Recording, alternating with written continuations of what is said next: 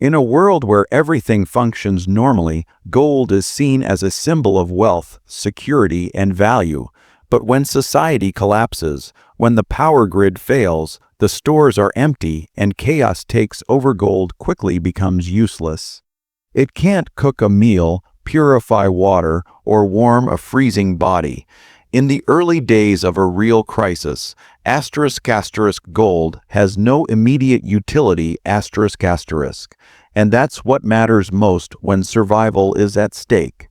Imagine a scenario where people are desperate for clean water, antibiotics, firewood, or even a roll of toilet paper. You might offer someone a gold coin, but they'll turn it down in favor of a lighter, a pack of matches, or a can of food. Because in that moment, what matters isn't what something's worth on the stock market, it's what it can do to keep someone alive. You can't eat gold, you can't start a fire with it, you can't use it to clean a wound or cook a meal. In a true collapse, it becomes little more than a heavy, shiny rock. History backs this up. In every major collapse, from Venezuela to the fall of Yugoslavia to Hurricane Katrina, people didn't barter with gold. They traded with fuel, antibiotics, batteries, cigarettes, alcohol, and food. Why? Because when supply chains break and fear takes over, people value survival over status. The hierarchy of needs shifts instantly from financial security to physical security. The most valuable things are the ones that solve problems in real time. Let's say your child has a fever and you're out of medicine. Would you trade the last bottle of Tylenol for a gold chain? Of course not. You'd want relief, not jewelry. And if you needed to boil water but had no fire starter, would you accept a gold ring instead of a working lighter? Absolutely not. In that moment, you'd know exactly what has value, and it wouldn't be precious metals. The truth is, many people are fooled into thinking gold is a survival asset, but real value in a collapse is measured in calories, clean water, warmth, and health. The items that solve those problems, no matter how cheap or overlooked in good times, become priceless when things fall apart. So while gold may glitter, it doesn't guarantee survival. In a world without rule of law, money, or electricity, utility trumps luxury every time. If you want to be prepared, start thinking in terms of usefulness, not shininess. That mindset could save your life. When the system collapses, whether it's due to an economic crash, a natural disaster, or civil unrest, money loses its meaning. The paper in your wallet, the digits in your bank account, even gold coins become irrelevant to the average person. What takes their place? Barter. In a collapsed society, barter becomes the new economy, and the value of an item is determined entirely by how much someone needs it in that moment. This is not theory, it's history. During the collapse of Argentina's economy in the early 2000s, people didn't trade gold or stocks. They traded rice, diapers, painkillers, and batteries.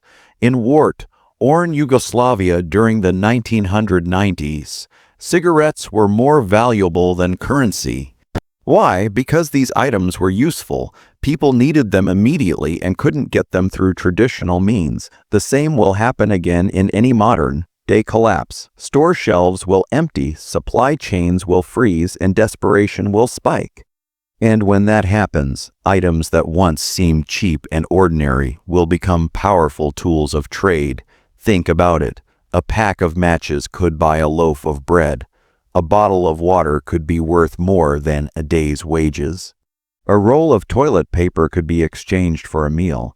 These may sound absurd now, but in a world where systems fail and scarcity rules, people will trade what they have for what they need, and need will outweigh everything. What makes barter so powerful is that it's based on necessity, not price tags. If someone has a sick child and you have fever, reducing medicine, you have massive leverage. If another person hasn't had coffee in a week and you've got a spare jar, they'll trade more than you expect. The emotional value of comfort, hygiene, and safety skyrockets when those things disappear. This is why preppers focus so much on small, tradable goods, lighters, candles, razors, soap, feminine products, even instant coffee and tea bags. They're lightweight, easy to store, and incredibly valuable when bartering begins. You don't need to be rich to prepare for this kind of economy. You just need to be smart. Stockpile not just for your needs, but for what others will need too. In a world without banks, ATM, or working payment systems, bartering becomes survival's currency. And if you're holding the items people want most, you're not just surviving, you're thriving. Prepare today for tomorrow's trade, because in a collapse, it's not what something costs, it's what someone's willing to give for it. When society collapses, every moment becomes a struggle to survive, not thrive. In that environment, the items you once overlooked in your kitchen, bathroom, or garage can become literal lifesavers. We're not talking about luxury or convenience. We're talking about function, items that help you stay alive when medical services vanish, clean water runs out, and danger is constant. These everyday objects, often cheap and easy to find, can suddenly become your most critical assets. Take water purification, for example. Without clean water, you're looking at a survival window of just 3 days. Something as simple as a bottle of unscented bleach or a life straw filter can mean the difference between life and death. Boiling water might not be possible if you lack fuel or fire starting tools. That's why chemical purifiers, purification tablets, and even coffee filters for removing sediment become incredibly valuable. They aren't flashy, but they save lives. Then there's fire. A single disposable lighter or a box of matches becomes priceless when you need heat, light, or a way to cook food. Fire keeps you warm, boils your water, and wards off predators. In normal times, these items are almost worthless. After a collapse, they become the tools that keep you alive another day. First aid items are another example. A simple tube of antibiotic ointment can stop a minor cut from turning into a deadly infection. Over-the-counter medications like ibuprofen, acetaminophen, or antacids may not seem like much now, but when pharmacies are closed and doctors are gone, that little bottle becomes a major relief, especially for children, the elderly, or anyone with chronic conditions.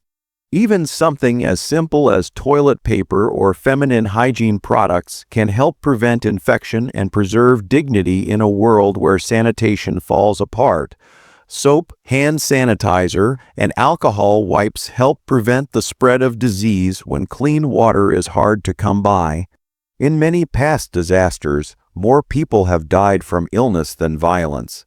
Think of it this way: when society breaks down, your survival depends not on what you own in terms of wealth, but on what you can use.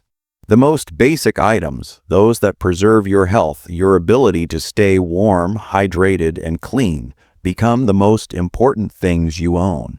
That's why the smartest preppers focus on life, saving function over flashy gear. Because in a crisis, it's not about what looks valuable, it's about what keeps you breathing, and sometimes that's nothing more than a match, a pill, or a bar of soap. In everyday life, cheap items are often ignored or thrown in a drawer without a second thought, but in a collapse scenario, the rules change, and suddenly, those same cheap items can become the tools that keep you alive. The idea that something must be expensive to be valuable is a myth in survival. In fact, some of the most effective survival tools are the cheapest and most overlooked items you already have at home. Take duct tape for example. It costs just a few dollars, but its uses are nearly endless in a crisis. You can use it to patch torn clothing, repair shoes, seal windows and doors, fix broken gear, make splints for injuries, and even construct emergency shelters. It's waterproof, durable, lightweight, and incredibly versatile. In a grid-down scenario, a roll of duct tape is worth far more than its price tag suggests. Baking soda is another cheap but mighty item. It's usually sitting in the back of your fridge or pantry, but in a survival situation, it becomes a multi-use powerhouse. You can use it to clean surfaces, deodorize your body or gear, relieve insect bites and skin irritation, brush your teeth, wash your hair, and even extinguish small fires. One box of baking soda, worth less than a cup of coffee, can replace a dozen other products when you need to conserve space and weight. Plastic bags especially the heavy-duty freezer kind, have incredible survival value. They can carry water, keep food dry, store gear, insulate against cold and wet conditions, and even be fashioned into makeshift gloves, shoes, or rain protection. Something as simple as a few Ziploc bags can make your survival experience much more manageable. Safety pins paper clips and rubber bands may seem like office clutter, but in a post-collapse world, they become repair tools, makeshift fasteners, fishing gear, or even lock-picking tools in desperate times. These tiny, cheap items are exactly the kind of thing you'll wish you had when things fall apart. The key lesson here is this: cheap doesn't mean useless. In fact, cheap often means accessible, multipurpose, and easy to stockpile. Most people overlook these items because they're not flashy or tactical looking, but that's a mistake. When it comes to survival, it's not about how much something costs, it's about how many problems it can solve. In the end, smart prepping isn't about buying the most expensive gear, it's about knowing the real value of the humble, everyday items already within your reach. After a collapse, hygiene quickly becomes one of the most overlooked yet critical aspects of survival. When clean water stops flowing and trash piles up, sickness spreads fast. Dirty hands, spoiled food, infected cuts. These small problems become deadly without proper hygiene. And that's where basic, inexpensive household items suddenly become more valuable than gold. Items you normally take for granted become your defense against disease, infection, and despair. Let's start with soap plain bar soap. It's one of the cheapest items you can buy, yet it's one of the most powerful tools against illness. In a world where hospitals are overwhelmed or shut down, preventing disease is better than trying to cure it. Washing your hands, cleaning wounds, even washing clothes with bar soap can keep you one step ahead of illness. Stockpiling soap now is simple, affordable, and potentially life-saving later. Toothpaste and toothbrushes are also vital. Dental hygiene is not just about fresh breath, it's about preventing infections. A minor tooth problem in a grid-down world can become a life-threatening issue if it spreads. Having extra toothbrushes and a few tubes of toothpaste stored away ensures you won't be risking your health over something so easily preventable.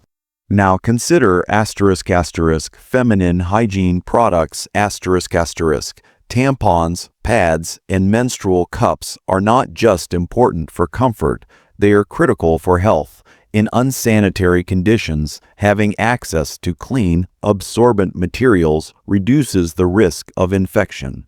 In past crisis zones, lack of access to these items has caused serious complications for women. These are often forgotten in emergency kits, but they shouldn't be. Rubbing alcohol hydrogen peroxide and antiseptic wipes are all inexpensive now, but will be in high demand after a collapse. Cleaning wounds properly can mean the difference between healing and dying from infection. You don't need a full hospital, you just need the basics. Having even a few bottles of antiseptic on hand can protect your family when it matters most. Lastly, trash bags serve more than one purpose.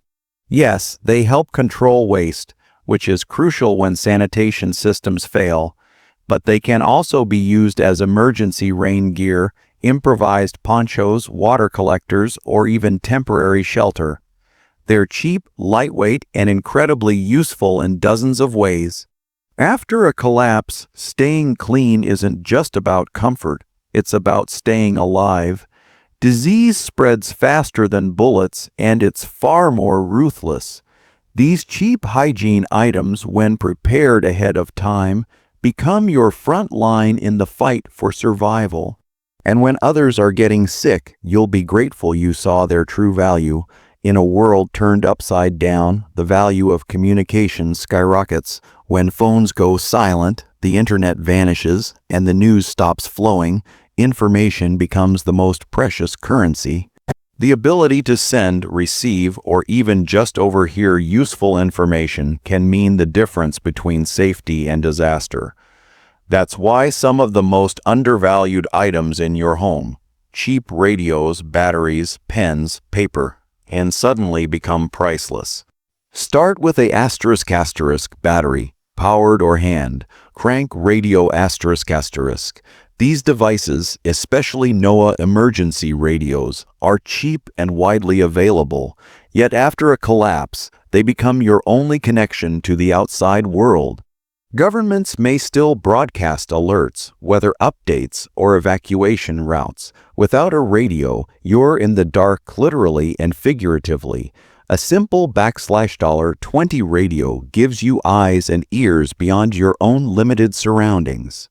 Information is survival, then there are ** batteries *AA, and even 9 volts. Dirt cheap today, but after a collapse, they're impossible to find and absolutely necessary to power flashlights, radios, headlamps, thermometers, and small medical devices. Prepping a box of assorted batteries now ensures that your electronics remain useful when grid power is gone. Rechargeable batteries with a solar charger are even better, but even the regular kind will be worth trading, protecting, and using wisely. **, writing materials ** also take on new importance. Notebooks, pens, pencils, and markers may seem irrelevant during normal life. But when your memory becomes your map and your plans are sketched in real time, paper becomes power. Whether you're tracking supply levels, writing emergency notes, marking routes, or keeping a morale-boosting journal, you'll find that a simple spiral notebook can become your lifeline to order and sanity. Even **, chalk **, spray paint **, or **, permanent markers ** have their place in post-collapse survival. Marking safe paths, identifying dangerous areas, or leaving coded messages for others in your group can be the key to avoiding confusion, or worse, death. Communication doesn't always require technology. Sometimes it's just knowing how to leave a message that others will understand when time and safety are short.